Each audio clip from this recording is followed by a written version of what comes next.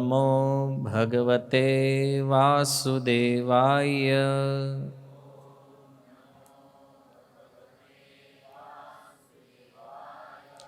ઓમ નમો ભગવતે વાસુદેવાય.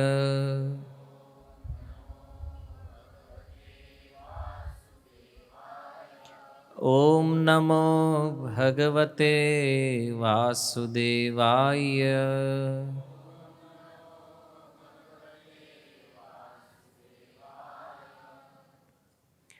હરે કૃષ્ણ.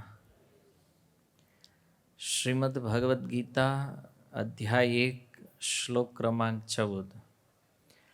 તતઃ શ્વેતે હયૈર્યુક્તે મહતિ સ્યંદને સ્થિતો માધવઃ પાંડવશ્ચૈવ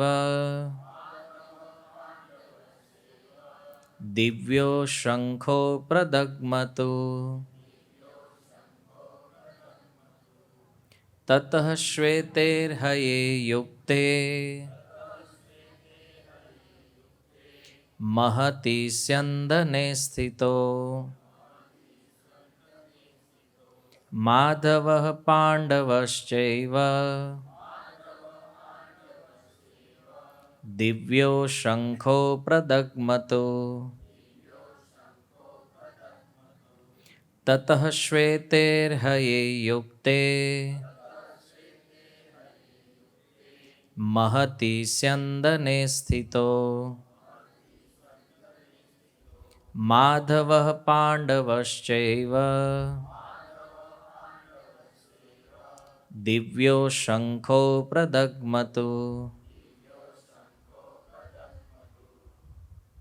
તતઃ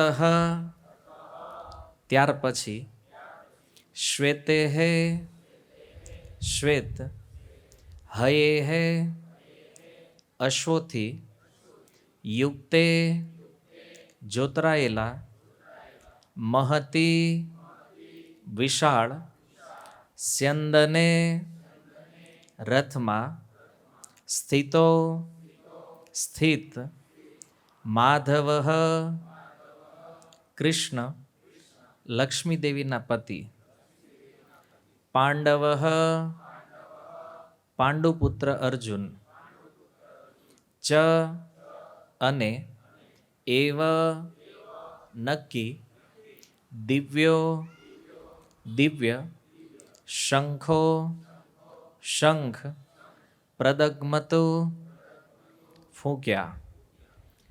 અનુવાદ: બીજી બાજુએ અર્થાત સામા પક્ષે શ્વેત અશ્વો જોડેલા વિશાળ રથમાં બિરાજમાન ભગવાન કૃષ્ણ અને અર્જુને પોતપોતાના દિવ્ય શંખ ફૂંક્યા.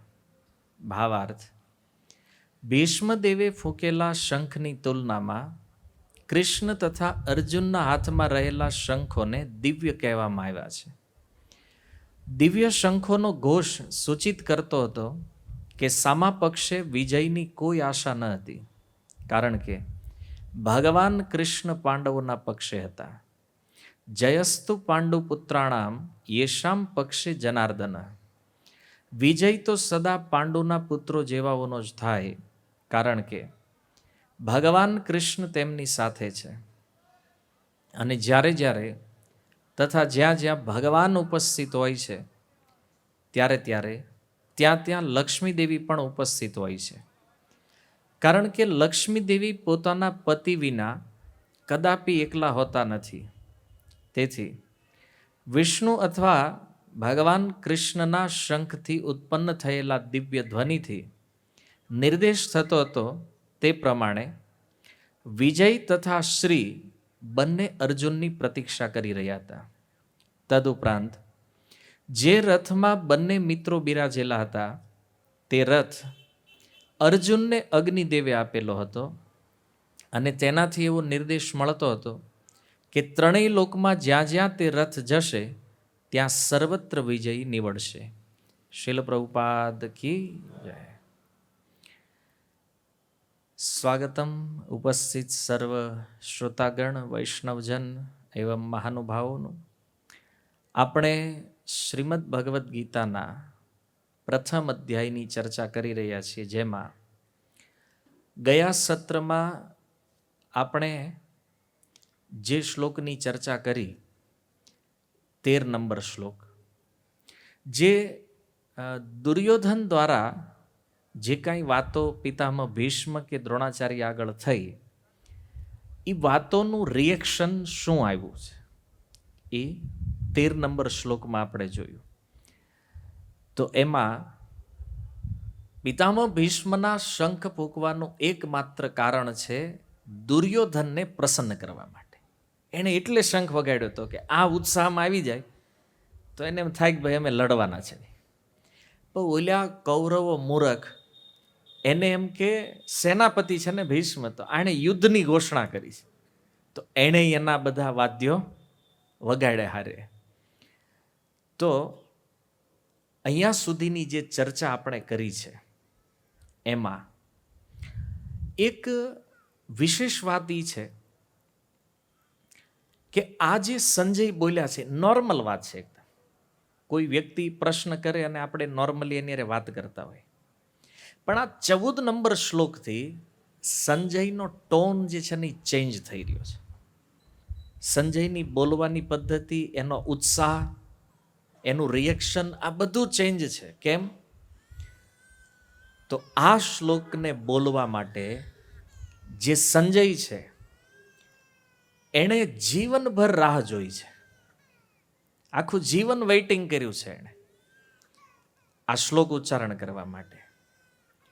એટલે આજે સંજયના જીવનમાં અતિ ઉત્સાહ છે, અને એવો ઉત્સાહ છે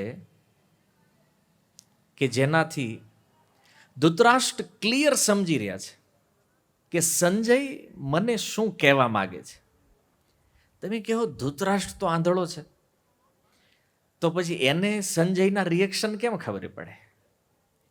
પણ જો આવું બધું સમજાય, તમે ફોનમાં વાત કરતા હોય, સામેવાળા ન દેખાતા હોય, તો એની વાત, એનો ભાવ, એની ભાષાથી ખબર પડી જાય કે નહીં, આનો મૂળ શું છે એ.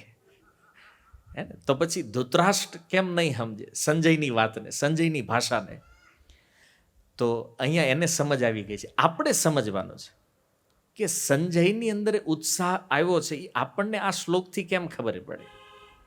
તો જો આ 14 નંબર શ્લોકમાં જે વર્ણન થયું છે, સંજય જે વર્ણન કરે છે ને, એ વર્ણન એકદમ અદ્ભુત છે. શું છે? તમે જો, સૌથી પહેલા એણે કીધું તતઃ. તતઃ એટલે ત્યાર પછી. આ તતઃ શબ્દ બહુ મહત્વપૂર્ણ છે. કેમ? તો એક પાર્ટ પૂરો કર્યો છે સંજય, હવે બીજા પાર્ટનો પ્રારંભ કરી રહ્યા છે. તો એ કહે છે કે શ્વેતે સફેદ રંગના હયે, હયે કહે છે ઘોડાને. અને એટલા માટે જો ભગવાનનો એક અવતાર થયો છે જેનું નામ છે હયગ્રીવ, મુખ ઘોડાનું, શરીર મનુષ્યનું, તો આ પણ એક ભગવાનનો અવતાર છે હયગ્રીવના રૂપમાં. તો કીધું શ્વેતેર હૈર યુક્તે, માને શ્વેત અશ્વથી જોડાયેલો સ્યંદન એક સુંદર દિવ્ય રથ છે. અને એ રથમાં કોણ છે? બોલે માધવ પાંડવ. ભગવાન માધવ એટલે કૃષ્ણ છે, અને પાંડવ એટલે અર્જુન છે. અને એ બે શું કરે છે? દિવ્ય શંખો પ્રદગમતું, એ બેએ પોતાના દિવ્ય શંખ ફૂંક્યા, મતલબ એક હારે શંખ વગાડ્યા બે. તો આ મૂળ વાત જે સંજયે જે પિક્ચર બનાવ્યું છે આખું, તો આનાથી આપણે સમજી શકીએ છીએ કે એ કેટલો ઉત્સાહી છે આનું વર્ણન કરવા માટે, હે ને? તો જુઓ, મૂળ વાત એ છે કે સંજયનો ઉત્સાહ કૃષ્ણના વિષયમાં બોલવા માટે છે. એ કૃષ્ણના વિષયમાં બોલવા ચાહે છે, અને ધૃતરાષ્ટ્રને સમજે છે. તો જો પ્રારંભ જે ગીતાનો આપણે કર્યો છે, ત્યાં ધૃતરાષ્ટ્રનો પ્રશ્ન એ છે, મામકાહ પાંડવાશ્ચૈવ કિમ અકુર્વત સંજય. મારા તથા પાંડુના પુત્રોએ શું કર્યું? તો એણે પહેલાં પૂછ્યું મારા. હવે મારા એટલે બહુવચન છે. હમણાં પૂછ્યું મારો પુત્ર શું કરે છે, તો એક વાત હતી કે ખાલી એકની વાત. એણે કીધું મામકા, મારા. મારા મતલબ જે 100 કૌરવો છે બધા. તો સંજયે વિચાર કર્યો કે આનું વર્ણન એક તો કરવા જેવું નથી, એમાંય 100 પાછા. તો એ કે મોટાને એકને લઈ લે. તો દુર્યોધન ઉપર ફોકસ કર્યો. અને દુર્યોધનની જે કાંઈ એક્ટિવિટી, કારણ કે રાજા એ છે ને, હસ્તિનાપુરનું પ્રતિનિધિત્વ એ કરે છે, તો એ 100નું પ્રતિનિધિત્વ દુર્યોધન એકને બતાવી દીધું. આણે હું કર્યું છે. કે દ્રોણાચાર્ય પાસે ગયો, આમ બોલ્યો, ભીષ્મ પાસે ગયો, આ સંભળાયું, ભીષ્મએ શંખ ફૂંકી દીધો, વાર્તા પૂરી. હવે દુર્યોધન ક્યાંય આવશે નહીં. હવે નવો પાઠ પ્રારંભ થઈ રહ્યો છે પાંડવોના. હવે બીજા પ્રશ્નનો ઉત્તર છે આમાં. એણે કીધું ને મામકા પાંડવા, તો પાંડવા કીધું તો એ પણ બહુવચન છે. પાંડવો મતલબ 5 છે. તો 5 પાંડવોએ શું કર્યું? તો એ કે આમાંથી એકને લેશું. કોને? અર્જુનને. તો એક વસ્તુ તો 100 હતા, તો અઘરું છે આનું વર્ણન, કદાચ ન લઈ. પણ એ કે આ પાંડવ તો 5 અને એમાંય પાંડવમાં અર્જુનને શું કામ? તો જુઓ, આ ગીતાના 10મા અધ્યાયના 37 નંબર શ્લોકમાં વિભૂતિઓનું વર્ણન કરતા ભગવાન કૃષ્ણ કહે છે, અર્જુન પાંડવા નામ ધનંજય, પાંડવોમાં હું અર્જુન છું. વિભૂતિ ભગવાન બોલ્યા. તો અહીંયા જે પાંડવા નામ શબ્દ જે લીધો છે, તો એમાંથી અર્જુનને લઈ રહ્યા છે. કારણ કે 5 પાંડવોમાં શ્રેષ્ઠ કોણ છે? અર્જુન છે. શું કામ? તો જો કૃષ્ણ અને અર્જુન એ નર નારાયણ છે, હે ને? એમાં જે નર તત્વ જે છે ને, એ કોણ છે? અર્જુન છે. અને નારાયણ કોણ છે? કૃષ્ણ છે. તો આ શાશ્વત જોડી છે. અને કોઈ પણ પુરાણના મંગલાચરણમાં શ્લોક છે, નારાયણમ નમસ્કૃત્ય નરમ ચૈવ નરોત્તમ. તો નારાયણમ નમસ્કૃત્ય, એ ભગવાન નારાયણને હું પ્રણામ કરું છું, અને નરમ ચૈવ ઉત્તમ, એ જે નર ઋષિ જે છે એને પણ હું પ્રણામ. તો બદ્રિકાશ્રમમાં બી અત્યારે પણ ઉપસ્થિત છે અને જે તપસ્યા કરી રહ્યા છે એ જ નર નારાયણ ભગવાન કોણ છે? કૃષ્ણ અને અર્જુન છે. તો એવું નથી નરનારાયણનો અવતાર છે, મૂળ તત્વ કૃષ્ણ અર્જુન છે. મૂળ લીલામાં એનું સ્વરૂપ નરનારાયણ ઋષિ છે. મૂળ તો તાત્વિક વાત આ છે. તો એ જે નરનારાયણ તત્વ છે એને લઈને વિભૂતિઓમાં ભગવાને કીધું કે પાંડવોમાં હું અર્જુન છું. તો પાંડવ શબ્દ જે આવ્યો છે અર્જુન માટે છે. તો હવે અર્જુન ઉપર ફોકસ કરે છે. તો એક વિચાર કરો કે પ્રશ્ન તો પાંડવોને લઈને થયો છે ને, તો પ્રશ્ન પાંડવોના વિષયમાં છે, છતાં શબ્દ પ્રયોગ થયો માધવ, પાંડવા. તો ભગવાન અહીંયા સંજય માધવનું નામ લે છે, ભગવાનનું નામ લે છે. તો આમ તમે જુઓ તો જરૂર નથી. ત્યાં દુર્યોધનની વાત થઈ તો અહીં કેવલ અર્જુનની થવી જોઈએ. તો સંજયે માધવ શબ્દનો પ્રયોગ કેમ કર્યો? માધવનું નામ શું કામ લીધું છે? તો સૌથી પહેલું કારણ છે કે સંજય જે છે ને એ ભગવાનના ભક્ત છે. પહેલું કારણ. બીજું, અર્જુન પણ ભગવાનના ભક્ત છે. તો એક વાત તો નિશ્ચિત છે કે જ્યાં ભક્ત હોય ત્યાં ભગવાન હોય જ, અને જ્યાં ભગવાન છે ત્યાં ભક્ત હોય. આ પૂરક છે એકબીજાના. એકબીજા વગર એકબીજાનું અસ્તિત્વ સંભવ નથી. આપણે ક્યાંક જુઓ કે ભાઈ ભગવાન છે તો ભક્ત હોય જ. તમે એમ કહો રામકથા કરવી તો રામ હોય, પણ સામે કંઈક હોય ને, હનુમાન હોય કે બીજા સુગ્રી વાલી ઇત્યાદિ ભક્તો તો હોવાના. તમે જ્યારે કૃષ્ણ કહો છો તો અર્જુન હોવાના. તો ભક્ત વગર ભગવાન નથી. અને સંજય પણ ભક્ત છે, અને એટલા માટે એણે પહેલા ભગવાનને યાદ કર્યા. જો પ્રશ્ન પાંડવોના વિષયમાં પૂછાણો, પણ પહેલું નામ કોનું લીધું? માધવ. કારણ કે મૂળ તો ભગવાન છે. તો પહેલા શબ્દ આવ્યો છે માધવ. તો સંજય જે છે ને વ્યાસના શિષ્ય છે, ભગવાન કૃષ્ણના ભક્ત છે. અને એટલું મહાન વ્યક્તિત્વ, આપણે એનો પરિચય પહેલાં લીધો છે સંજયનો અગાઉના શ્લોકોમાં. તો ધૃતરાષ્ટ્રના માધ્યમથી આ દ્રશ્ય આપણને બતાવે છે. એટલે કે આ વર્ણન એ ધૃતરાષ્ટ્ર સામે કરે છે, પણ આપણને પણ એ બતાવે છે. તો એક જો તમે તત્વથી વિચાર કરો આ શ્લોકમાં, તો કૃષ્ણ અને અર્જુનનો જે સંબંધ છે ને, એને સંજય અહીંયા પ્રસ્તુત કરી રહ્યા છે કે ભગવાન અને ભક્ત વચ્ચે આ સંબંધ, આ ગીતાનું મૂળ છે, ધ ટોપ સિક્રેટ. કારણ કે જ્યાં સુધી અર્જુન અને કૃષ્ણના સંબંધને તમે નહીં સમજો, ત્યાં સુધી તમને ભગવદ્ ગીતા ક્યારેય નહીં સમજાય. તમે કહો એવું નથી પ્રભુ, અમે તો ગીતા રોજ વાંચીએ છીએ, ડેઈલી શ્લોક યાદ કરીએ છીએ, અમને તો ઘણા ઘણા અધ્યાય યાદ રહી ગયા છે, તોય વાંધો નથી. તમને કદાચ આખી ગીતા યાદ હોય અને જો તમને કૃષ્ણ અને અર્જુનનો સંબંધ ખબર નથી, ભક્ત ભગવાનનો સંબંધ ખબર નથી, તો તમે ગીતા સમજ્યા નથી. આ તમારા માટે થોડુંક આશ્ચર્ય લાગશે, પણ સિદ્ધાંત આ છે. અને આનાથી વિશેષ વાત જો તમને કહું કે કોઈ વ્યક્તિ ભગવદ્ ગીતાની ટીકાઓ વાંચતા હોય, ત્યાં સુધી ગીતા ઉપર પ્રવચન કરતા હોય, પણ જો ભક્તિ દ્વારા ભગવાન સાથેના સંબંધને જો ન જાણતા હોય, તો આને જે કાંઈ આવડે છે ને એ જ્ઞાન કાંઈ કામનું નથી. કેટલું પણ અધ્યયન, કેટલાય પણ સિદ્ધાંતો તમે જાણી લીધા, પણ જો ભક્તિ યોગ દ્વારા કૃષ્ણના સંબંધને નથી જાણ્યો, તો આખી ગીતા તમારા માટે ફેલ છે.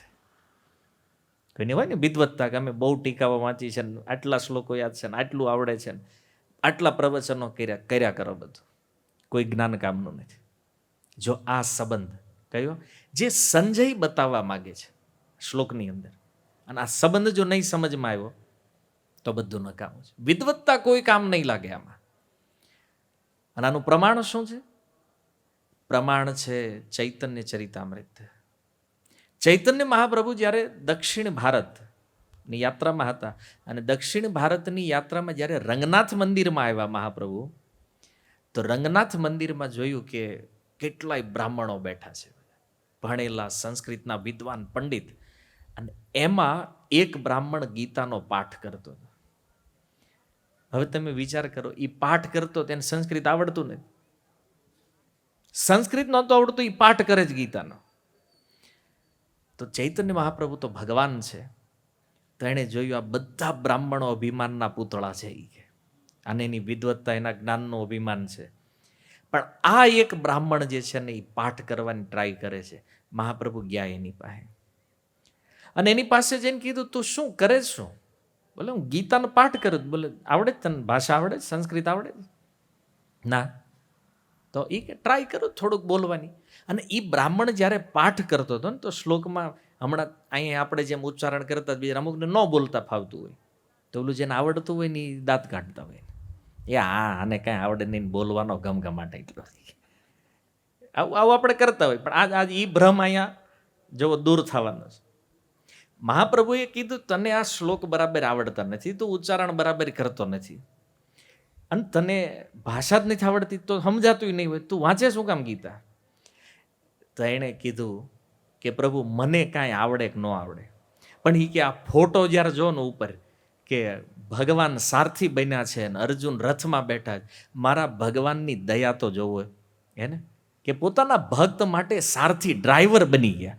આ યાદ કરું ને તો મારી આંખોથી આંસુ નીકળે. તો મહાપ્રભુ કે આ મંદિરમાં તું જ એક ગીતા સમજ્યો છો, આ બધા ખોટા છે, કે બધા પંડિત થઈને જે બેઠા છે બધા, કે વાત સમજે. જે એ સંબંધને જેણે ટચ કર્યો છે, જો આ પ્રસંગ બહુ મહત્વપૂર્ણ છે. મહાપ્રભુએ કીધું, અસલી ગીતાનો ભાવ તને ખબર છે. કે આ બધા ઠીક છે, ભલે વિદ્વાનો હોય, વાતો કરતા હોય.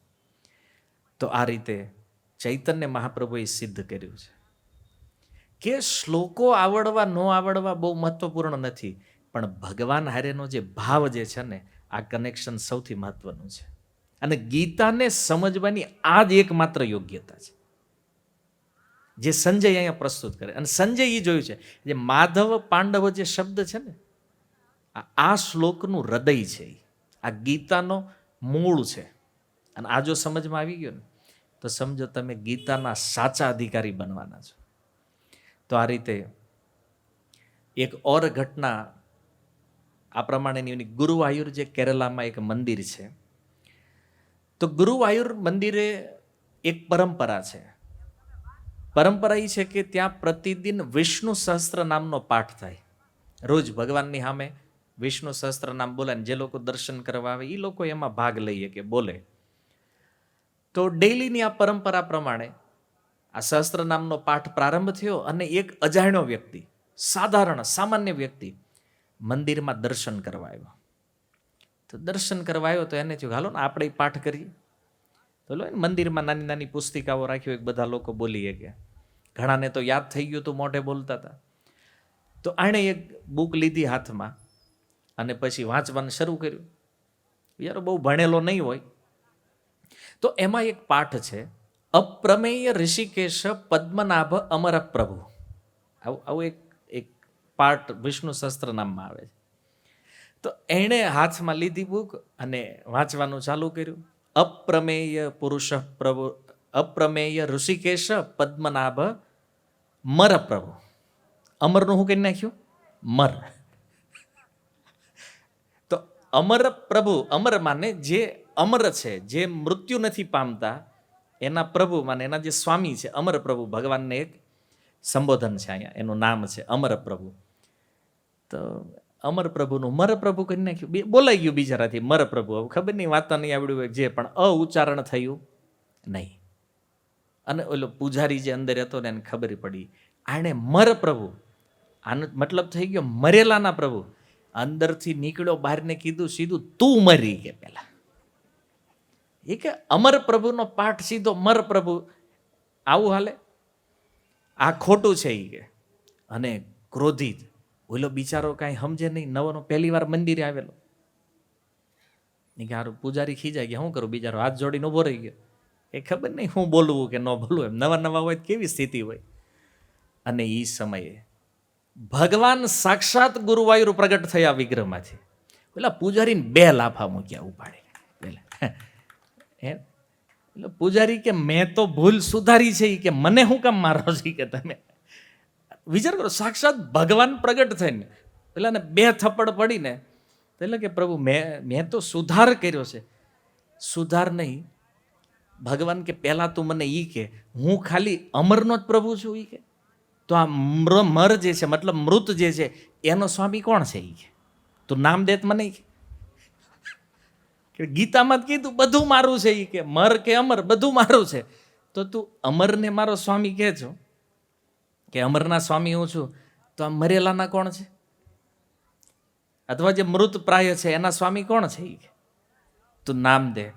અને ઓલો તો બિચારો પૂજારીની હાલત જોવા જઈ, એક તો સાક્ષાત ભગવાન સામે, અને એનું શું ભાગ્ય છે એને ભાઈ, ભગવાનના હાથથી થપ્પડ, ભગવાનના હાથનો સ્પર્શ થવો એ સૌભાગ્ય છે ભાઈ, મોટા મોટો. એને ખબર નથી પડતી કે હવે આમાં આનંદિત થવું દુઃખી થવું. અને અંદરથી તો ભાવ છે કે હારું ભગવાન પ્રગટ થયા, પણ ક્રોધમાં છે. એ હારું નરસિંહ અવતાર નથી, ન કરતો બિચારાને શું થાત ખબર નહીં. પણ આ કે ભગવાનનું દર્શન તો થયું અને એ ભગવાનનો સ્પર્શ થયો, તો મારા માટે તો આ સૌભાગ્ય છે. તો ભગવાન એક જ વાત કરતા હતા કે મરનો પ્રભુ હું છું કે નથી? એને કોણ છે? એ કે તું છો કે બીજો કોઈ છે? તું નામ દે પેલા મને.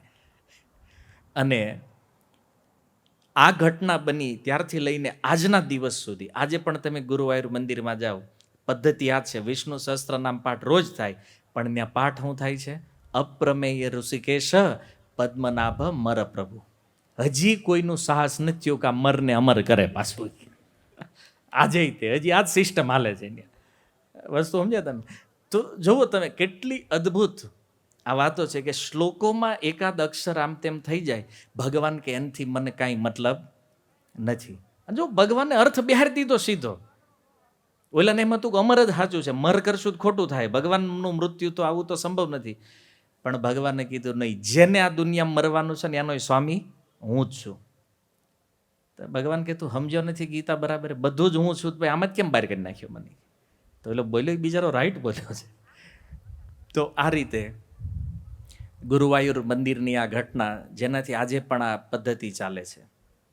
તો જો ઘણીવાર ચૈતન્ય ભાગવતમાં એક શ્લોક છે, વૃંદાવનદાસ ઠાકુર લખે છે, મૂર્ખો વદતિ વિષ્ણાય ધીર વદતિ વિષ્ણવે. ધ્યાનથી સમજો આ વાતને. મૂર્ખો વદતિ વિષ્ણાય, જે મૂર્ખ છે મતલબ જે ભાષા નથી જાણતા સંસ્કૃત, તો એ જ્યારે તિલકના મંત્રો હોય, ખાસ કે આપણે જ્યારે ને ઓમ કેશવાય નમઃ, ઓમ ગોવિંદાય નમઃ, ઓમ નારાયણાય નમઃ, ઓમ માધવાય, તો એમાં એક આવે છે જ્યાં આપણે બોલીએ છીએ ઓમ વિષ્ણવે નમઃ. બરાબર? તો ઓલા બિચારા તર્ક લગાડે કે અહીંયા કેશવાય, અહીંયા નારાયણાય, અહીંયા માધવાય, ગોવિંદાય, તો અહીંયા વિષ્ણાય જ હોય ને એ કે. પણ હકીકત ત્યાં શું છે? વિષ્ણવે. શું કામ છે એ કહું તમને. જો વ્યાકરણમાં નિયમ એ છે કે પ્રથમા વિભક્તિ જે છે એમાં મૂળ શબ્દ હોય, અને એનું જ્યારે ચતુર્થી થાય તો જે મૂળ શબ્દમાં અ હોય, જેવી રીતે કૃષ્ણ, કૃષ્ણ મૂળ શબ્દ છે, તો કૃષ્ણનો લાસ્ટ અક્ષર શું છે? અ. કૃષ્ણ પાછળ અ આવે, એ છે પ્રથમા વિભક્તિ. એનું ચતુર્થીમાં શું થાય? આય, એટલે કૃષ્ણાય. જેવી રીતે કેશવ, કેશવ અ આવ્યો પાછળ, તો અહીંયા મંત્ર શું આવે છે આપણે તિલકમાં? કેશવાય. આય લાગી ગયું પાછળ. તો પ્રથમા ચતુર્થીનો આ સંબંધ છે. ઓકે. પણ અહીંયા તમે જુઓ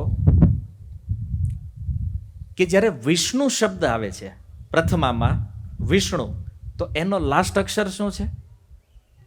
ઉ. વિષ્ણુ, ઉ શબ્દ આવ્યો પાછળ, તો એનું ચતુર્થી થાય એ, વિષ્ણવે. સમજમાં આવ્યું? એટલે તમે દ્વાદશ તિલક રોજ કરો ને તો આમાં ખાલી એકમાં જ ફરક છે, વિષ્ણવે, બાકી બધું આય. સમજાય? દ્વાદશ મંત્રોમાં તો આ વ્યાકરણના નિયમ.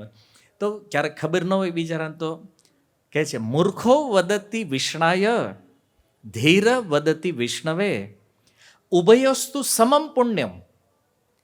તમે વિષ્ણવે કયો કે વિષ્ણાએ કયો, આ બધાનું ફળ એક હરખું છે. કારણ ભાવગ્રાહી જનાર્દન, ભગવાન ભાવને જોવે છે, ભાષા નહીં. જેમ એક બાળક એ રડે ત્યારે માને ખબર પડી જાય ને હું જોતું છે. હવે જો એને પેટમાં દુખે તોય રોવાનું, માથું દુખે તોય રોવાનું, ખાવું હોય તોય રોવાનું. પણ માને ખબર પડે કે આને પેટમાં દુખે એટલે રોવે છે, આને ખાવું છે એટલે રોવે છે. શું કામ રોવે છે? ભાષા તો એક જ છે, પણ માં સમજે છે કે નહીં? જો આ દુનિયામાં માં સમજી જતી હોય, માને જેણે બનાવી છે ભગવાનને ન ખબર પડે? આ હું ભાવથી પ્રાર્થના કરે છે. વાત સમજાય છે ને? એટલે બહુ ચિંતા કરવાની જરૂર નથી. શ્લોક કદાચ આમ તેમ બોલાઈ ગયો, અહીંયા આપણે બોલતા હોય કદાચ એમ થાય કે આપણને ફાવતું નથી, આપણે નથી બોલવું આ એટલા બધામાં. તો જો ભગવાને આ તમારા સંશયનું ખંડન કરી નાખ્યું છે. કાંઈ વાંધો નથી કે બોલો, ભાવ હોવો જોઈએ, મેન વાત આ છે. તો ભગવાનની દ્રષ્ટિમાં તો ભાવની મહાનતા છે, અને એ ભાવ જોવે છે, એટલા માટે એનું નામ છે ભાવગ્રાહી જનાર્દન. તો આ શ્લોકની અંદર માધવ એટલે કે ભગવાન કૃષ્ણ અને અર્જુનની જે ભક્તિ છે, તો આ વિશેષ પ્રયોજન સંજય આ બતાવી રહ્યા છે. અને એટલા માટે તમે જુઓ કે જ્યારે જ્યારે પણ તમે ભગવદ્ ગીતા હાથમાં લ્યો છો ને, કોઈ પણ શ્લોક વાંચો છો, ત્યારે આ કૃષ્ણ અર્જુનની જે છબી છે રથ ઉપર, આ તમારા મનમાં સ્થિર હોવી જોઈએ, આ ભાવ ગીતા વાંચતી વખતે. કારણ કે આ મૂળ છે ગીતા સમય. અને એટલે જ ગીતાના મેઇન પેજ ઉપર, કવર પેજ ઉપર એ ફોટો છે. સમજે? રથવાળો ફોટો હું કામ મૂક્યો છે ને? કારણ કે એ ભાવ સમજમાં આવશે ને તો ગીતા સમજમાં આવશે. તો આ શ્લોકમાં ભગવાનની એન્ટ્રી થઈ રહી છે. સંજય શું કરે છે? જે આખા મહાભારતના જે હીરો છે, આમ તો બધા માને હીરો અર્જુન છે, પણ રિયલમાં હીરો કોણ છે? કૃષ્ણ છે. એની એન્ટ્રી થઈ રહી છે આ શ્લોકથી. માધવ પ્રથમવાર. અને કેવી એન્ટ્રી બતાવી છે? ભલે ને ભાઈ આખા યુદ્ધના હીરો છે તો ભાઈ ધમાકેદાર એન્ટ્રી હોવી જોઈએ.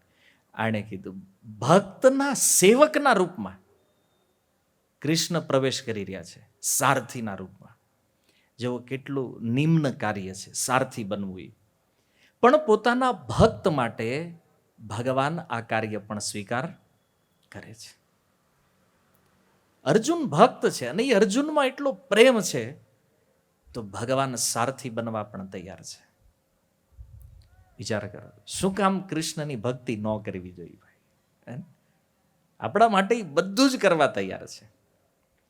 અને જો સારથી બનવું એટલે ખાલી ઘોડા હાંકવાના, રથ હાંકવાનો એવું નથી. રથી પહેલા સારથીને ઉઠવું પડે, જાગવાનું. એનો મતલબ અર્જુન પહેલા કૃષ્ણને જાગવું પડે છે. શું કામ?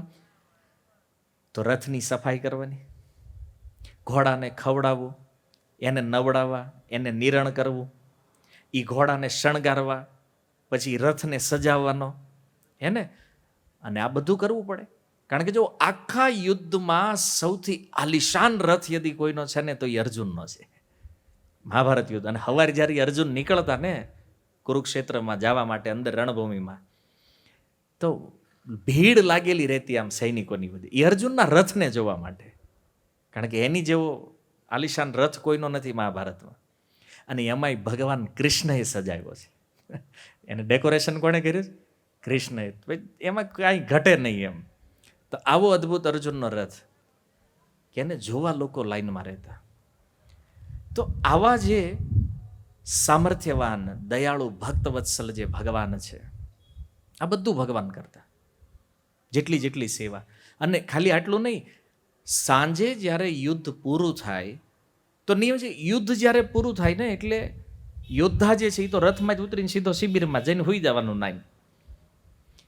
પછી એ રથને છોડવો, એને વ્યવસ્થિત પાર્કિંગ કરવું, એ ઘોડાને પાછું પાણી પીવડાવવું, એને નિરણ નાખવું, આ બધું કામ કોનું હોય છે? સારથીનું. યોદ્ધાને ચીજ ને, એ તો જઈને સીધો છાવણીમાં. અને અર્જુન આ જ કરે છે. અને યુદ્ધ પહેલા પણ સેવા, યુદ્ધ પૂરું થાય પછી પણ સેવા, અને યુદ્ધમાં પણ સેવા. સારથીનું કામ છે પહેલાં તો રથીને કોઈ શસ્ત્ર અડે નહીં, એની રક્ષા કરવાની. અને બીજું, એ જ્યારે રથ હાલતા હોય, એ રથના પૈડાનો અવાજ હોય, ઘોડાઓનો અવાજ હોય, રણભૂમિમાં અવાજ કેટલો હોય જાણો છો ને, ઘોંઘાટ. હવે એમાં અર્જુન કોઈ ઇન્સ્ટ્રક્શન આપે કે રથને આમ લેવો છે કે ઓલીપા લેવો છે, તો બોલે છે સાંભળતા નથી ભગવાન. તો સારથીને કહેવું કેમ રથ કઈ બાજુ લેવાના? પ્રોબ્લેમ બધા યોદ્ધાને છે.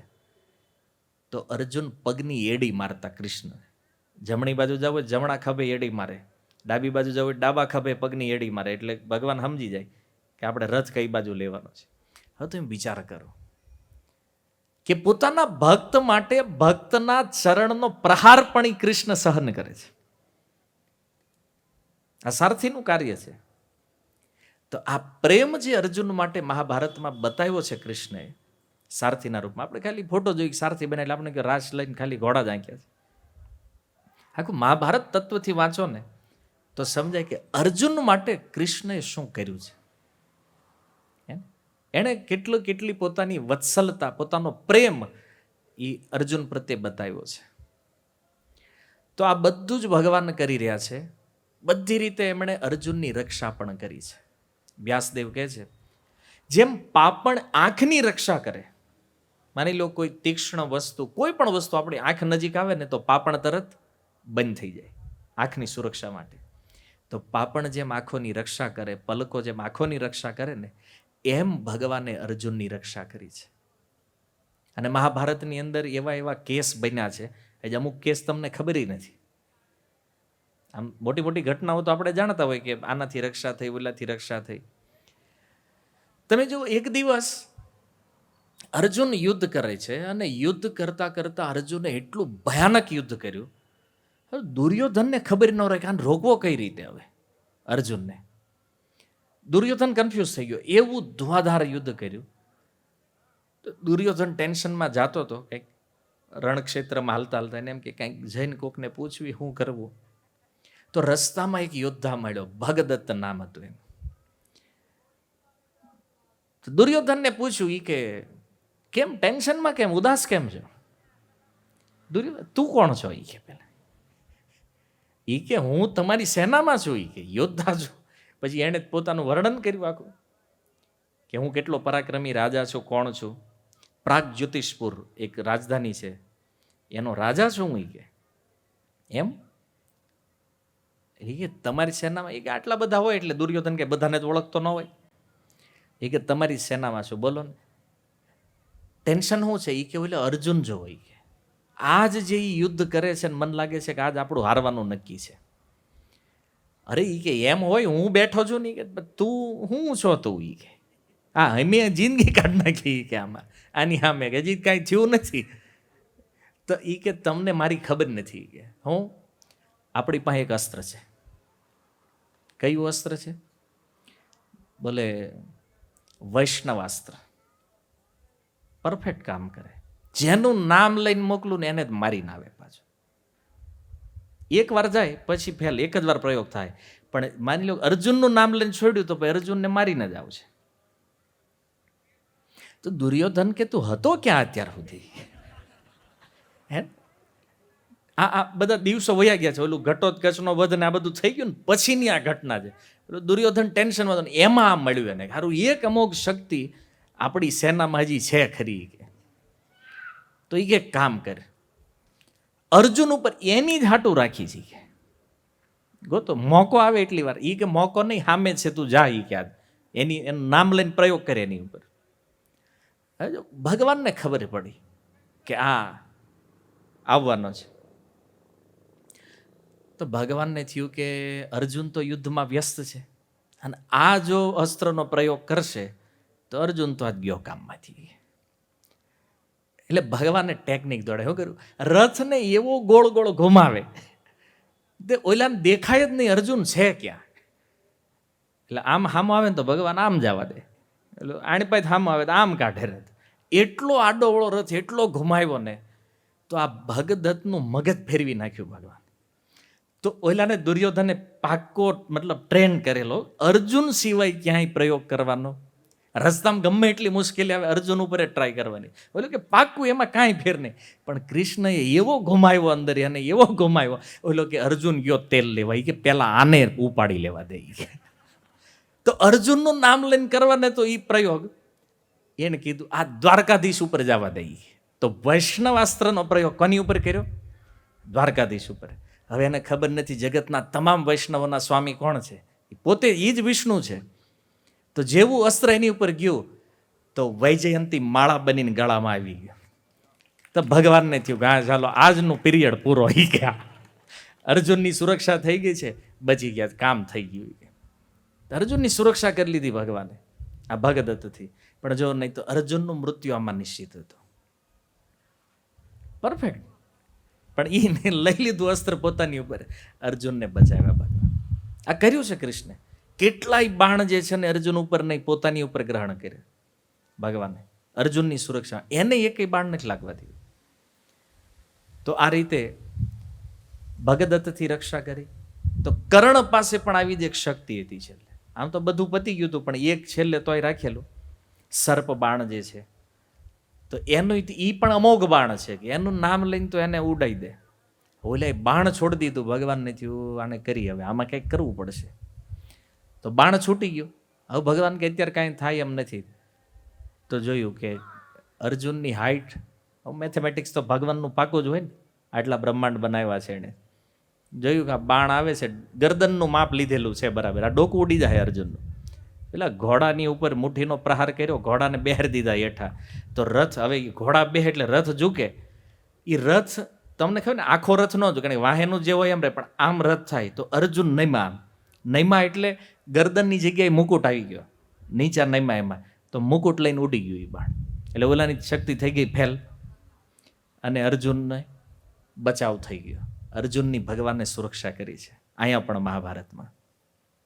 અને મહાભારત યુદ્ધ જ્યારે પૂરું થયું, હવે બધાને ખબર છે, એ આપણે મહાભારત વાંચવી એટલે કે ભગવાન કૃષ્ણ જો ન હોત તો પાંડવોને યુદ્ધ જીતવાનો કોઈ ચાન્સ હતો નહીં. પહેલે દી યુદ્ધ પતી ગયું હતું એક દીમાં. યુદ્ધની જીત થઈ છે ભગવાન કૃષ્ણના કારણે. પાંડવો પણ જાણે છે.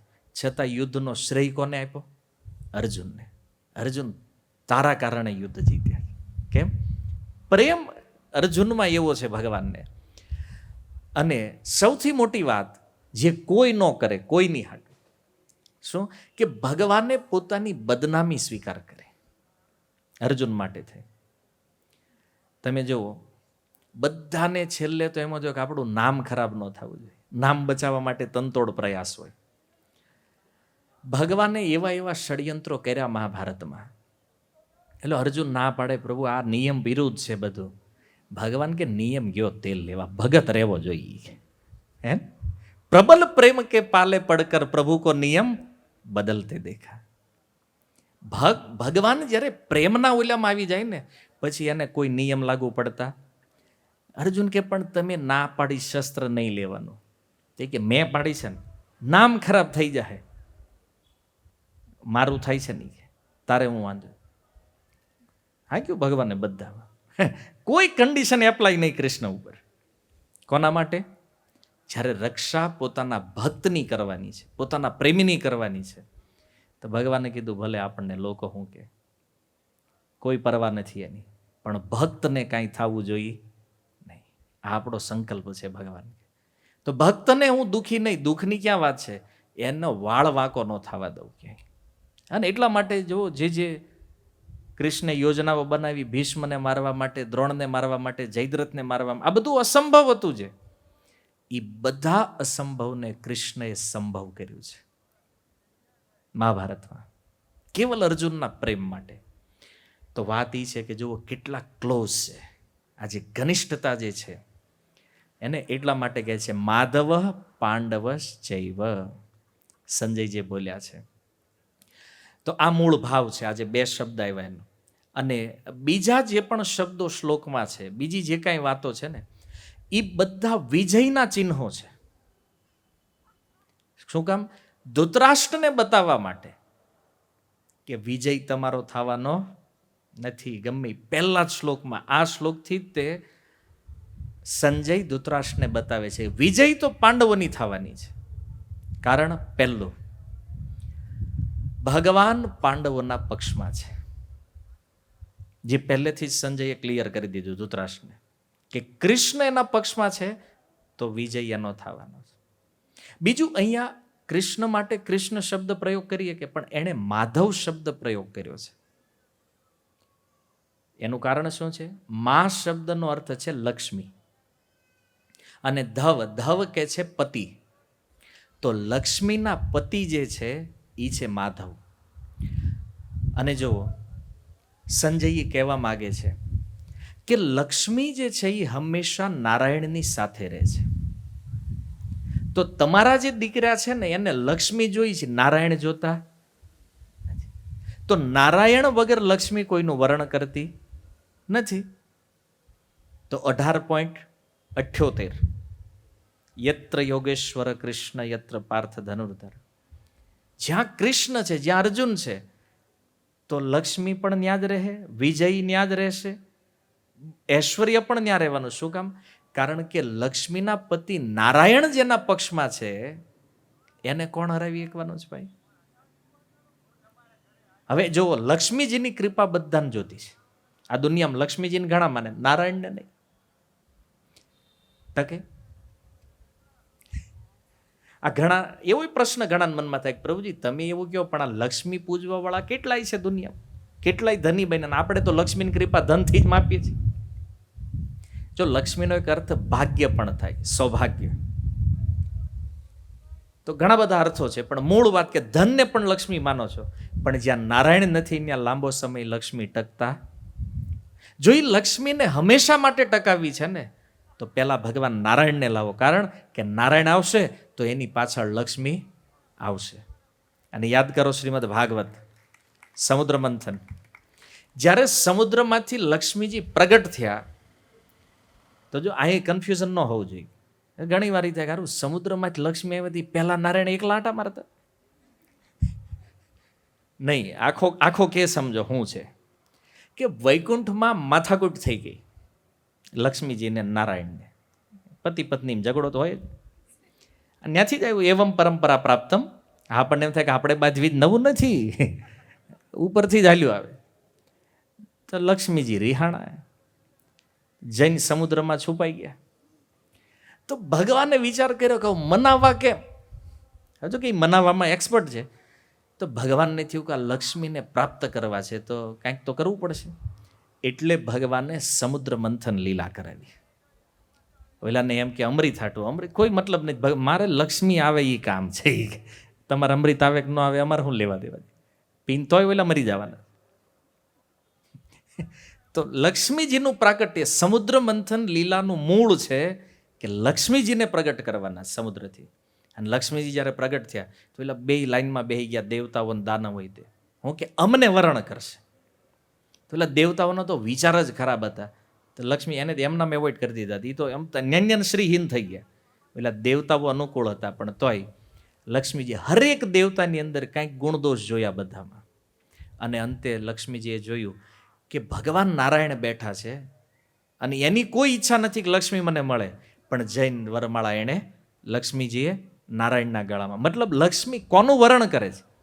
જો બધા દેવતાઓ, બધા અસુરો, બધા સામર્થ્યવાન લોકો બેઠા છે, પણ લક્ષ્મીજીએ વરણ કોનું કર્યું? ભગવાન નારાયણનું. તો નારાયણના ગળામાં જઈને હાર પહેરે. એટલે આપણે જો કૃપા લક્ષ્મીની લેવી હોય, નારાયણને લાવો પહેલાં, તો લક્ષ્મીજી ઓટોમેટિક આવી જાય. પણ નારાયણને છોડીને જો લાવ્યા લક્ષ્મીને તો જાહે વધીને 3 પેઢી, વધીને કહું છું ઉકલી જાય બધું. અમુકને તો આમ આની આ પેઢીઓ વયું ગયું છે. સુરતમાં છે તમારા પાડોશમાં દાખલા છે ને, અત્યારે ઉકેલી મૂક્યું છે. કારણ શું છે કે લક્ષ્મીનો સહી ઉપયોગ શું છે? નારાયણની સેવા. અને એ નથી કરતા અને આનો દુરુપયોગ કરી રહ્યા છો તો આ રિએક્શન તો આવવાનું જ આવવાનું છે. પછી ખાલી વાતું થાય કે આના બાપાને હતું હો, બાકી બહુ ક્યાં હોય, નારાયણ નહોતા ને, એમાં ઉપડી ગયું બધું. એટલે કૃપા જરૂરી છે નારાયણ, કારણ મૂળ ભગવાન છે. તો અહીંયા માધવ શબ્દના પ્રયોગથી સંજયે સમજાવી દીધું કે ધૃતરાષ્ટ્ર, અત્યારે એવું લાગે છે ને કે હસ્તિનાપુરને એનો રાજમહેલ ને ગાદી બધું તમારા હાથમાં છે, આને નીકળતા વાર લાગવાની નથી. કારણ કે વિજય ઓલા બે ઊભા છે, હજી ત્યાં યુદ્ધ થયું નથી ને, પણ જો વિજય કોનો થવાનો? પાંડવોનો. કારણ કે નારાયણ એના પક્ષમાં છે. એનો અર્થ કે લક્ષ્મીજી ઓટોમેટિક એના પક્ષમાં આવી ગયા. હવે લક્ષ્મી નારાયણ બે જ એના પક્ષમાં આવ્યા. ત્રીજું, અર્જુન પોતે ભક્ત છે. અને ચોથું, જ્યાં લક્ષ્મી છે દેવતાઓ ત્યાં જ છે બધા, તો બધાની કૃપા ત્યાં છે. અને સૌભાગ્યની પણ દેવી છે લક્ષ્મી. એટલા માટે વિજય તો આનો થવાનો છે. અને એક વાત ઓર સંજયે કરી આ શ્લોકમાં, એ છે બેય શંખ વગાડ્યા. હવે તમે જુઓ, કૃષ્ણ ને અર્જુને જ્યારે શંખ વગાડ્યા ને, તો સંજય શું બોલે છે? દિવ્ય શંખો પ્રદગ્મતો. એ શંખ કેવા છે? દિવ્ય. દિવ્ય શંખનાદ કર્યો. જ્યારે ભીષ્મના શંખનાદમાં દિવ્યતા નથી. જે કૃષ્ણના શંખમાં દિવ્યતા છે એ ભીષ્મના શંખમાં નથી. શું કામ? આ દિવ્ય શબ્દનું પણ એક બહુ વિચિત્ર વિશ્લેષણ છે. જો ભીષ્મએ શંખ વગાડ્યો છે દુર્યોધનને પ્રસન્ન કરવા માટે, એટલે એમાં તો દિવ્યતા આમાંય પૂરી થઈ ગઈ. દુષ્ટને પ્રસન્ન કરવામાં દિવ્યતા શું છે? પણ જુઓ, મૂળ દિવ્યતાનો ભાવ એ છે કે અહીંયા ભગવાન કૃષ્ણના શંખને કોઈ સાંભળે એનું અજ્ઞાન નષ્ટ થઈ જાય. ભગવાનના શંખ ધ્વનિ એકવાર કાનમાં પડે ને, તો આ અનંત જન્મોનું જે અજ્ઞાન છે ને, એ અજ્ઞાન નીકળી જાય. અરે ખાલી અડેતા વયું જાય, વાગવાની વાત જવા દો. અડ્યો ધ્રુવ મહારાજના ગાલ ઉપર ખાલી ટચ થયો એ શંખ, ચારેય વેદ હૃદયમાં પ્રગટ. આ દિવ્ય શંખ છે ભગવાનનો. અને એનું બીજું એ છે, આનું જુઓ અસર જુદી જુદી છે. જેમ ગયા વખતે આપણે સાંભળ્યું ને, વંશી જેવો ભાવ એવું સંભળાય. તો કૃષ્ણના શંખમાં પણ એવું છે. હવે એણે શંખ વગાડ્યો તો આપણે તો હારો દુર્યોધન સુધર્યો કેમ નહીં? તો આમે તો એને વગાડ્યો, બદલી જવો જોઈએ. નથી સુધર્યો. હું કામ નથી સુધર્યો? કારણ કે દુષ્ટ માટે આ શંખ જે છે ને એ હૃદયને વિદીર્ણ કરવા વાળું છે. કોઈ દુષ્ટ જીવના હૃદયમાં જ્યારે આ શંખ પડે ને, ફાટી જાય એનું હૃદય. એના માટે આ શંખ વિનાશ કરવા વાળો છે. અને જ્યારે કોઈ ભક્તના કાનમાં પડે છે તો એના માટે સુમધુર ધ્વનિ છે, જ્ઞાન પ્રદાન કરવા વાળો છે આ શંખ. તો બે રિએક્શન છે. ભક્ત માટે અલગ રિઝલ્ટ છે, અભક્ત માટે અલગ છે. શંખ એકનો એક, અવાજ એકનો એક, પણ પોઝિશન શું છે? આ ઓલા જેવું છે, બી એકનું એક હોય, એક ફળદ્રુપ જમીનમાં નાખો ને એક પડતરમાં નાખો, તો પડતરમાં તો ઉગવાનું નથી, ફળદ્રુપમાં ઉગે. એમ ભગવાનના શંખની આ દિવ્યતા છે. અને જો આનો પ્રયોગ ભગવાને ઘણી જગ્યાએ કર્યો છે. નરકાસુરારે યુદ્ધમાં તે આ શંખ પ્રયોગ કર્યો ભગવાને. શંખ વગાડ્યા ભેગો જ બોલ્યો, નાન્યાને ઢળી ગયો. પહેલા કેટલી વાર એ પણ વર્ણન છે કે કૃષ્ણ જ્યારે શંખ વગાડે ને તો શત્રુઓ એમનામ બેભાન થઈ જતા યુદ્ધમાં. અને એનો એ શંખ કોઈ ભક્ત માટે જ્યારે વગાડે ને તો એનો ઉત્સાહ હજારો ગણો વધી જતો. તો આ ભગવાનના શંખની દિવ્યતા છે. અને એટલે સંજય આ શંખની આગળ દિવ્ય શબ્દ પ્રયોગ કરે છે. દિવ્ય શંખ છે ભગવાનનો. બાકી બધાના શંખ જે છે ને એમાં ક્યાંય દિવ્યતા નથી કોઈ જગ્યાએ. અને અર્જુનના શંખ માટે પણ દિવ્ય શબ્દ બહુવચનમાં કીધું. શું કામ? કારણ કે અર્જુન પણ કોઈ સામાન્ય વ્યક્તિ નથી, નર ઋષિનું સ્વરૂપ છે ને, તો એનો શંખ પણ દિવ્ય છે. તો જુઓ, હવે શંખ વગાડવાની પ્રોસેસમાં સેનાપતિ ભીષ્મ છે, તો એણે શંખ વગાડ્યો છે. તો આ બાજુ કોણે વગાડવો જોઈએ? પાંડવોની સેનાના સેનાપતિ કોણ છે? ભૂલી નથી ગયા ને? હજી યુદ્ધ ચાલુ નથી થયું, સેનાપતિ નો ફેરવી નાખતા હો. ઓલા કૌરવોના ભીષ્મ ફેમસ છે ધૃષ્ટદ્યુમ્ન. તો આ બાજુ જો ભીષ્મ શંખ ફૂકે તો અહીં કોને ફૂકવો જોઈએ? ધૃષ્ટદ્યુમ્ન. તો કૃષ્ણ હું કામ વગાડે એ સમજવાનું. કૃષ્ણએ હું કામ વગાડ્યો? તો જુઓ, કોઈ પણ સ્થાનમાં અગ્રણી છે ને એ ભગવાન કૃષ્ણ જ હોય. રાજસૂય સભામાં અગ્રપૂજા એની છે. તો એ કે અહીંયા તો સારથી બનીને આવ્યા. એ ગમે એ બને, પણ એ જ્યાં ઊભા રહે ત્યાં અગ્રણી એ જ હોય. કેમ? એનું એક નામ અચ્યુત છે, કે જે પોતાના સ્થાનથી ક્યારેય ચ્યુત થતા નથી, મતલબ પતન નથી થતું. તો કૃષ્ણ કૃષ્ણ છે. તો કૃષ્ણએ પહેલો શંખ વગાડીને કીધું કે અહીં જેટલા ઊભા છો ને એ બધામાં શ્રેષ્ઠ કોણ છે? હું છું. અને બીજું, મારો આ શંખ વાગ્યો છે પાંડવો બાજુથી, એનો મતલબ વિજય કોની થવાની છે? પાંડવોની. કૃષ્ણએ પહેલા એલાન કરી દીધું શંખ ફૂકી, જીત આની જ થવાની છે. કારણ કે અગ્રણી ભગવાન છે. અને ભાઈ કૃષ્ણએ કીધું છે ને, હું જે બોલું ને એ જ થાય. તમે એમ કે તો મહાભારતમાં હતા ને, મોટા હતા ને, દ્વારકાધીશ હતા. નહીં, 5 વર્ષની ઉંમરમાં બ્રજમાં નંદ મહારાજને કહેતા ને આમ કરો, તો નંદ ઉપનંદ આ બધા એ જ કરતા જે કૃષ્ણ કહે છે. અને એટલે ઇન્દ્રનો લોચો થઈ ગયો હતો ને ત્યારે 7 વર્ષની ઉંમરમાં જે યજ્ઞ ઇન્દ્રનો કરતા, કૃષ્ણએ કીધું બાબા આ બંધ કરવા અને ગોવર્ધનની પૂજા કરો, ગિરિરાજજીની પૂજા કરો. તો જો એ 7 વર્ષના કૃષ્ણની વાત સાંભળી અને નંદ મહારાજ આખું આયોજન ફેરવી નાખ્યું. કે કૃષ્ણ કૃષ્ણ છે, ઉંમર હારે કોઈ મતલબ નથી, પણ થાહે ઈ જ જે ઈ બોલે છે. ધર્મમ તું સાક્ષાત ભાગવત પ્રણીતમ. કૃષ્ણ જે બોલ્યા એ ફાઇનલ છે. તો કૃષ્ણે કીધું મારો શંખ વાગી ગયો. તો એટલે સામેવાળા હતા અમુક, એ કે આ સેનાપતિને તોય વગાડે, ભગવાન કે હું જ છું બધું જે છે એમ. અને શંખ આ જ વાગશે પહેલા. અને જેવો એણે શંખ ઉઠાવ્યો પાછળ તરત અર્જુને પણ ઉઠાવ્યો. અને આ વિજય ધ્વનિ છે શંખની. કૃષ્ણે અહીંયા જ નક્કી કરી નાખ્યું છે કે જય કોની થવાની છે? પાંડવોની થવાની છે. તો આ રીતે ભગવાને શંખનાદ કર્યો. આ પણ પાંડવોના વિજયનું સૂચક છે, પાંડવોના વિજયની સૂચના આપે.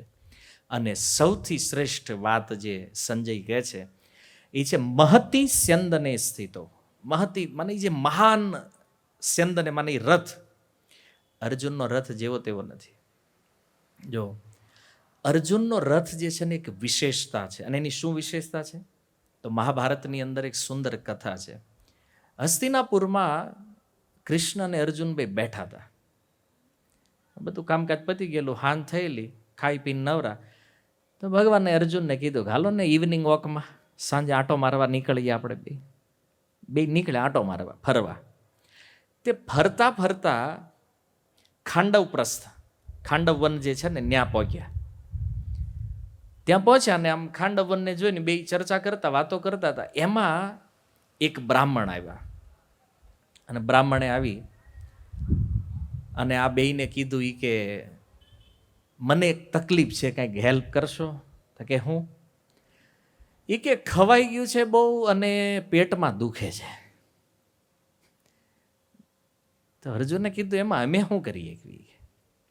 ભગવાને કીધું જો આ બ્રાહ્મણ છે અને બ્રાહ્મણને ભોજન પ્રિય હોય, એને ભજન પ્રિય છે, નકરું એવું નહીં કે જે ભોજન કરે એટલે બ્રાહ્મણ હોય એમ. આપણે દી કે ખાઈ બ્રાહ્મણ કે એવું નથી ભાઈ, અરે ભજન કરે છે. તો બ્રાહ્મણ આવ્યા અને એને કીધું કે ખવાઈ ગયું છે, પચતું નથી, શું કરવું? તો અર્જુને એને ભગવાનને કીધું પણ અમારી પાસે કંઈ દવા છે નહીં, અમે વૈદ છવી નહીં. તો એ બ્રાહ્મણ કહે છે હું કોઈ સામાન્ય વ્યક્તિ નથી, હું સાક્ષાત અગ્નિદેવ છું. અગ્નિદેવ બ્રાહ્મણનું રૂપ લઈને આવ્યા. તો અગ્નિદેવ ઈ કે તમે બધાના જઠરમાં રહીને પચાવો છો બધાનું, તમને નથી પચતું? ઈ કે આ તો ઊંધું થઈ ગયું ને. આખા જગતમાં ખોરાક પચાવે કોણ? વૈશ્વાનર નામનો જે અગ્નિ છે જઠરમાં, એ આપણું ખાધેલું બધું પચાવે છે, અને એ અગ્નિને પચતું નથી. પ્રોબ્લેમ જોવો તમે. તો ભગવાન કૃષ્ણે પૂછ્યું કે તમે ખાધું શું તો પચતું નથી? તો એ કે શ્વેતકી નામના એક રાજા છે અને એને ત્યાં યજ્ઞ થઈ રહ્યો છે. તો યજ્ઞમાં ઘીની આહુતિ આપવાની હોય, અને એ જે ઘી યજ્ઞમાં આપણે આહુતિ આપી એ કોણ ગ્રહણ કરે? અગ્નિદેવ. એની લપટો દ્વારા એ આહુતિને સ્વીકાર કરે. પણ ઓલો કે રાજાએ એટલું ઘી નાખ્યું પીવાઈ ગયું જાજુ, એ કે આવું પચતું નથી અગ્નિદેવ. તો એટલે એ કે આવ્યા તમારી પાસે, તો તમે આનું કંઈક કરો. મારું આજે અજીર્ણ થઈ ગયું, અપચો થઈ ગયો છે, આનો તમે કંઈક ઉપાય કરો. તો એ સમયે અર્જુને કીધું પણ અમે છે ને અહીંયા ફરવા આવ્યા છે. હા, અમે તો અહીંયા વોકિંગ માટે નીકળ્યા હતા, હવે કંઈ છે નહીં, અરે આનું કઈ રીતે અમે દૂર કરીએ? તો કે આ પ્રોબ્લેમ મને થયો ને એટલે હું બ્રહ્માજી પાસે ગયો હતો, અને બ્રહ્માજીએ મને કીધું કે આ ખાંડવ વન જે છે ને આમાં એવી ઔષધિઓ છે કે આને જો હું ખાઈ લઉં, આ વનને હું ખાઈ જાઉં ને તો મારો આ રોગ દૂર થાય એમ છે. તો અર્જુન કે વાંધો શું છે, ખાવા માંડો, રેડી. અગ્નિનું ખાવું એટલે સમજો છો ને તમે, એ વનને બાળીને ગ્રહણ કરશે આખું. તો એ કે હું ખાવા જાઉં છું ને ત્યારે અહીં લોચો એ થાય છે કે આમાં તક્ષક નામનો એક વ્યક્તિ રહે છે, એક સર્પ છે, એના પરિવાર હારે રહે છે, અને એના મિત્ર ઇન્દ્ર છે. તો જ્યારે હું આ અગ્નિ રૂપમાં આને ખાવાની ટ્રાય કરું છું એટલે ઓલો કમ્પ્લેન કરે છે ઇન્દ્રને, અને ઇન્દ્ર શું કરે? એ કે વરસાદ કરે. હવે એ વરસાદ કરે, મારે ખાવું કેમ? હવે અગ્નિદેવને વરસાદને ખબર છે ને, એને બેન મેળ પડવાનું નથી. એ કે પ્રોબ્લેમ આ છે, શું કરવું? એ કે હવે તો અર્જુન તમે મારી મદદ કરો અને આ ખાંડવ વનને, આ ઔષધિઓને હું ગ્રહણ કરી શકું, આવું કંઈક કરો. અને બ્રહ્માજીએ બીજું કીધું કે આમાં ખાલી ઔષધિ નથી નકરી, આમાં અમુક નંગઈ છે, જે હકીકત જીવે કે મરે કાંઈ વાંધો, અને એ મરે એ જ ઉત્તમ છે. એ કાંઈક અસુર બુદ્ધિના આમાં રહે છે અંદર, તો એ કે એને સમાપ્ત. આ બ્રહ્માજી, કારણ કે બ્રહ્માજી કે મેં સૃષ્ટિ કરી પણ આવા અમુક થઈ ગયા છે, તો આનું કંઈક તો ઈલાજ કરવો નહીં, કે મારી પાસે ટાઈમ નથી બ્રહ્માજી કે. તો એણે મને કામ હોય પૂછે કે એ ઔષધિ નારિયેળ આને ઉપાડ લઈ, પણ આ ઇન્દ્ર વિઘ્ન નાખ્યા કરે, શું કરવું? તો અર્જુને કીધું મદદ કરવામાં મને કોઈ વાંધો નથી, પણ સમસ્યા એટલી છે મારી પાસે રથય નથી, ધનુષય નથી, બાણય નથી. અમે ફરવા ગયા હોય માણા ઘણી વાર થાય ને, આમ રોડે હાલવા નીકળ્યા હોય ને દુકાન જોઈએ સોડા પીવાનું મન થાય, મારું પાકીટ છે નહીં, ઘરે રહી ગયું છે, ફોન હારે ન હોય, જરૂર પેમેન્ટ કેવી રીતે કરવું? એમ અર્જુન કે હું ક્ષત્રિય છું, લડવું તો છે પણ કંઈક હોવું જ જોઈએ ને, કેવી રીતે લડાઈ કરવું, તમને હેલ્પ કેવી રીતે કરવું? તો અગ્નિદેવ કે છે કામ કરો, રથ નથી ને. તો એણે શું કર્યું? દેવતાઓનું આવાહન કર્યું. અગ્નિદેવે વરુણદેવનું આવાહન કર્યું પહેલા. તો વરુણદેવ પ્રગટ થયા અને વરુણદેવને કીધું અગ્નિદેવે આને ધનુષ આપો. અને એ વરુણદેવે જે ધનુષ આપ્યું, જેનાથી અર્જુન પ્રસિદ્ધ થયા, ગાંડીવધારી નામ, એ ગાંડીવ ધનુષ કોણે આપ્યું છે ને? વરુણદેવે. અગ્નિદેવના કહેવાથી આ ગિફ્ટમાં આવ્યું છે વરુણદેવ દ્વારા. અને એ પછી અર્જુને ધારણ કર્યું. હવે જુઓ, દેવતાઓ દ્વારા મળેલું એ ધનુષ કોઈ સામાન્ય માણસ એને ન ધારણ કરી શકે, પણ અગ્નિદેવે જોયું આ સામર્થ્યવાન છે અર્જુન, તો એ ધનુષ એને આપ્યું. અને 2 તર્કસ આપ્યા, અક્ષય, ગમે એટલા બાણ ચલાવે ખૂટે નહીં અંદર, 2 સાઈડ એક એક રાખે. અને જો અર્જુન સવ્ય સાચી છે એનું એક નામ, 2 હાથે બાણ ચલાવી, 2 તર્કસ આપ્યા, ક્યારેય બાણ ખૂટે નહીં એવા. અને પછી આવાહન કર્યું સોમદેવ ચંદ્રદેવનું. ચંદ્રદેવ આવ્યા રથ લઈને, અને એ ચંદ્રદેવ દ્વારા અપાયેલો રથ, આમ આપણે મહાભારતમાં સાંભળ્યું અગ્નિદેવે રથ આપ્યો, પણ એ ચંદ્રદેવ પાસેથી લઈને એ રથ અગ્નિદેવે કોને આપ્યો? અર્જુનને. આ રથ તમારો. ધનુષબાણ આવી ગયા, રથ આવી ગયો. હવે ઘોડા, એમ ઘોડા હારે નહોતા, તો ઘોડા એને પ્રાપ્ત થયેલા. આમ તમે આમાં બહુ સંશય કરવાની જરૂર નથી. રથ જ્યારે ચંદ્રદેવ લઈને આવ્યા, ઘોડા હારે હતા એમાં. પણ એ કયા અશ્વ છે એની પણ એક કથા છે મહાભારતમાં, કે ચિત્રરથ નામના ગંધર્વને જ્યારે યુદ્ધમાં અર્જુને પરાજિત કર્યા, પછી બેયની મિત્રતા થઈ, અને આ ચિત્રરથ ગંધર્વ જે છે એણે 5 ભાઈને 100 ઘોડા આપ્યા છે, કલર બદલી એક એવા. અને કોઈ પણ એ અશ્વને મારે તો માની લો કે 100માંથી 4 ઘોડાને માર્યા તો એ 4 પાછા પ્રગટ થઈ જાય, પણ એ 100ની સંખ્યા તૂટે નહીં એવા. તો એ જે 100 અશ્વ જે છે એમાંથી સિલેક્ટેડ શુદ્ધ 4 અશ્વ, જે શક્તિશાળી સામર્થ્યવાન દિવ્ય એવા 4 અશ્વ જે અર્જુનના રથમાં જોડવામાં આવ્યા. અને એ રથ ચંદ્રદેવ દ્વારા અર્જુનને ગિફ્ટ કરવામાં આવ્યો છે. જે રથ ઉપર ત્રિલોક વિજયી છે આ રથ. ક્યારેય એ રથમાં જ્યાં સુધી અર્જુન સવાર છે, અર્જુનનો પરાજય થાય નહીં ક્યારે. અને એની ઉપર એક ધજા હતી, ધજામાં વાંદરાનું ચિહ્ન એક ધજાની ઉપર. અને ધજાની લંબાઈ કેટલી હતી ખબર છે? અર્જુનની ધજાની લંબાઈ કેટલી જાણો છો? 1 યોજન. 1 યોજન એટલે આપણી ભાષામાં 8 કિલોમીટર સમથિંગ થાય, એટલી લાંબી ધજા હતી. તેમ કે રથ હાલે સારું અટવાઈ ન જાય ક્યાંક રસ્તામાં જાય. પણ દિવ્ય ધજા છે, ક્યારેય ક્યાંય ઝાડવામાં ફસાય નહીં, ક્યાંય હલવાય નહીં, મેલી ન થાય, ફાટે નહીં. કારણ કે રથ સ્વર્ગથી આવ્યો, ધજા થોડી અહીંની હોય એની ઉપર. ધજા પણ દિવ્ય છે. અને એ ધજાની પણ એક કથા એ આગળના શ્લોકોમાં આવશે. એ જે વાંદરાનું ચિહ્ન છે જ્યાં, તો આવો સુંદર દિવ્ય રથ અને આ દિવ્ય ધજાથી યુક્ત આ રથ અર્જુનને ગિફ્ટ કર્યો અગ્નિદેવે. અને પછી એને કીધું કે હવે આ જે ખાંડવ વન જે છે ને આને બાળી નાખો. એ કહે તો અગ્નિદેવે જેવું અર્જુનને આ સૂચન કર્યું, અર્જુને એવા તીરના પ્રયોગ કર્યા, વનને બાળવાની શરૂઆત કરી, તો એલો તક્ષક નીકળ્યો બહાર એમાંથી, એના પરિવાર, એનો પુત્ર, એની પત્ની. પણ ખબર નહીં અર્જુને બાણ માર્યું, એની પત્ની મરી ગઈ. તો પત્નીનું મૃત્યુ થઈ ગયું. આ બાજુ અગ્નિદેવ મંડ્યા ખાવા એ વનને. તો સ્વર્ગમાં ઇન્દ્રને સૂચના આપી કોઈએ. હવે આમાં થયું કે ભાગવામાં ઓલો એનો પુત્ર ને તક્ષક એ બે નીકળી ગયા, પણ એની પત્નીનું મૃત્યુ થઈ ગયું.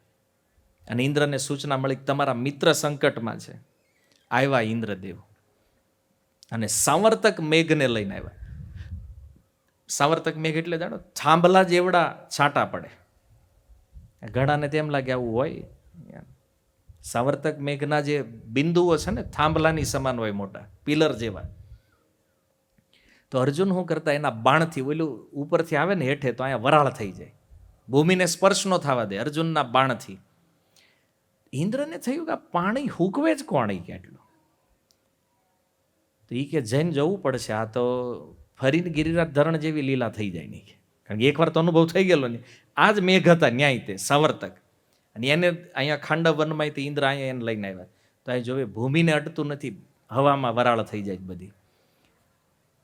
ઇન્દ્રએ આવીને જોયું તો અર્જુન, એને થયું હારે આ તો મારો જ દીકરો છે, કારણ કે એના જ અંશથી અર્જુન પ્રગટ થયા છે ને. અને પછી તો અનેક અસ્ત્ર દ્વારા ઇન્દ્રએ યુદ્ધ કર્યું, અને છેલ્લે વજ્રનો પ્રહાર કર્યો. પણ જો અર્જુનની સામે વજ્ર ફેલ થઈ ગયો.